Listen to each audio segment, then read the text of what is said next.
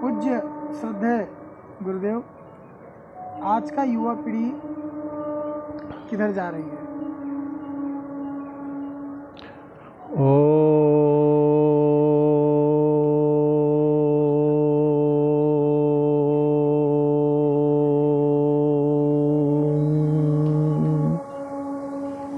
देखिए, आज की युवा पीढ़ी अज्ञानता के घोर अंधकार में चल रही है।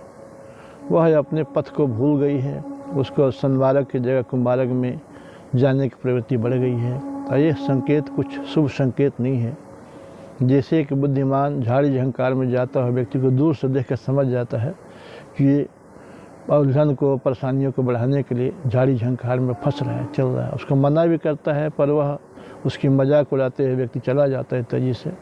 झाड़ी में जब फंस जाता है, लहूलुहान हो जाता है, जख्मों से भर जाता है, तब वह पश्चाताप करने को मजबूर होता है।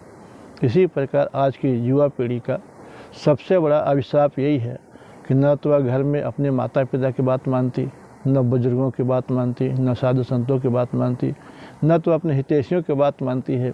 कुमार्ग में, कुपथ में बहुत तेज़ी से भागी चली जा रही है। बुरे बुरे व्यसनों को गले लगाती चली जा रही है। और आज का शिक्षा पद्धति भी दूषित है। उसको मनुष्य बनने की तरफ कम ध्यान है, उसको नौकरी की ध्यान ज़्यादा है। आज की शिक्षा पद्धति को जो है, सबसे पहले व्यक्ति को तो मनुष्य बनना चाहिए। मनुष्य बन जाएगा तो धन समृद्धि भी प्राप्त कर लेगा।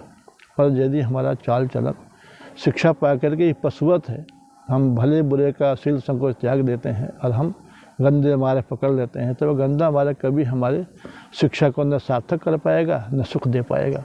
इसीलिए सा विद्या विमुक्त है। एक समय था, कहा जाता था कि विद्या वह है जो दुखों से छुड़ा दे, दुखों से बचा ले, व्यक्ति को त्राण कर दे। और आज का सूत्र बदल गया। आज का सूत्र ये हो गया, सा विद्या नियुक्त है। आज की विद्या सिर्फ इतने के लिए है कि हमें नौकरी दिला दे, नियुक्ति दिला दे, नियुक्ति पत्र हमारे पास पहुंचा दे, बस। अन्य कोई उससे उद्देश्य नहीं रहा। इसका अभिप्राय ये है कि आज का युवा पीढ़ी अभिशाप की तरफ बढ़ रही है। समाज के लिए, अपने जीवन के लिए, परिवार के लिए और अपने राष्ट्र के लिए अभिशाप होती चली जा रही है। और आज देखा जा रहा है कि 36,000 से अधिक युवा पीढ़ी जो है 18 से 22 के बीच में सुसाइड कर रही है, जो निराशागत में चली जा रही है। उसके जीवन में आशा उत्साह का संचार ही नहीं हो रहा है।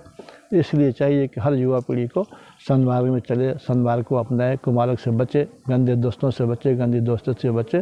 और अपने जो शुभचिंतक हैं, अपने जो हितैषी हैं, अपने जो मंगल चाहने वाले हैं, उनकी बातों को गंभीरता से लेना स्वीकार करें, उनको सुनना स्वीकार करें, उनको अपनाना स्वीकार करें। और बुराई को हमेशा बुराई समझे, उसको अच्छाई बनाने के लिए, बुराई को अच्छा कहने के लिए कभी भी अपनी बुद्धि का दुरुपयोग न करें, अपनी समझ का दुरुपयोग न करें। जो गलत है उसको हमेशा गलत स्वीकार करें, जो सही है उसको सही मान करके चले। और विचारवान पुरुषों के संपर्क में रह के विचारशील बने, गंभीरता को अपनाएं।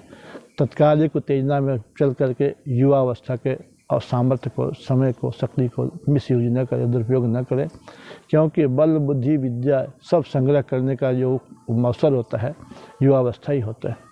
जब इस अवस्था में चूक गया व्यक्ति, तो बाद में पछतावा के सिवा कुछ नहीं होता, और पछताने से कोई लाभ भी नहीं होता। तो इसलिए हर बच्चे को चाहिए कि अपने बचपन को शुद्ध करें, जवानी को प्रबुद्ध करें, और बुढ़ापा में, वृद्ध अवस्था में अपने आप को उद्बुद्ध करके, जागरूक होकर के अंतरात्मा का चिंतन करें और जीवन के उद्देश्य को समझने का, विचार करने का प्रयास करें।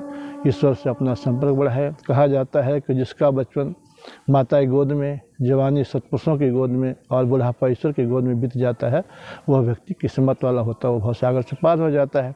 और जिसका बचपन माता की गोद में व्यतीत हुआ, जवानी गर्लफ्रेंड के दोस्त गोद में व्यतीत हुआ, और बुढ़ापा बीमारी की गोद में बीत गया, वह समझिए नष्ट हो गया, डूब गया, भवसागर में मलिन हो गया, और वह सत्यानाश को प्राप्त हो गया।